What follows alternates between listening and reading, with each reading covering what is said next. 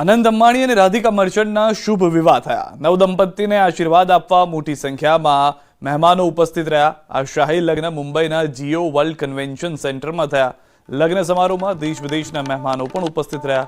મુંબઈમાં બાંદ્રામાં આવેલી ખાનગી હોટલમાં નવદંપતિને આશીર્વાદ આપવા ખાસ સમારોહ રાખવામાં આવ્યો છે।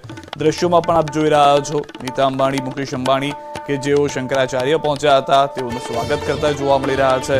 સનાતન ધર્મને લઈને હંમેશા પોતાની સાથે જોડાયેલા રહેવાની વાત તેઓ કરતા આવ્યા છે અને જ્યારે લગ્નનું પણ આયોજન કરવામાં આવ્યું હતું તેમાં પણ કાશી આધારિત થીમ રાખવામાં આવી હતી કે જે ખુદ નીતા અંબાણીએ કહ્યું હતું કે તેઓ જ્યારે કાશી ગયા તે જે અનુભવ કર્યો, જે ભક્તિ સાથેનો તેમનો કનેક્શન જોવા મળ્યું કાશી સાથે, તે અલગ જ હતું।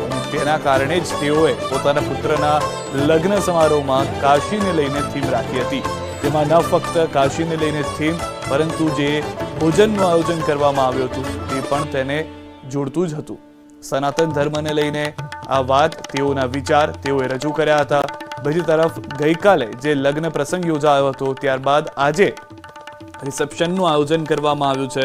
આ રિસેપ્શન મુંબઈમાં જ રાખવામાં આવ્યું છે, જેમાં એક ખાનગી હોટલની અંદર અનેક બોલિવૂડ, હોલિવૂડની દિગ્ગજ હસ્તીઓ તો આપણે જોઈએ જ, પરંતુ હવે કેટલાક નેતાઓ, મંત્રીઓ પણ ત્યાં ઉપસ્થિત જોવા મળી રહ્યા છે।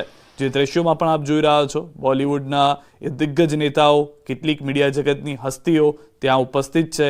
સૌથી વધારે મહત્વની વાત, બિઝનેસમેન્સ અલગ અલગ ત્યાં જોવા મળી રહ્યા છે। ક્રિકેટર પણ આ જશ્નના માહોલમાં જોડાયા છે।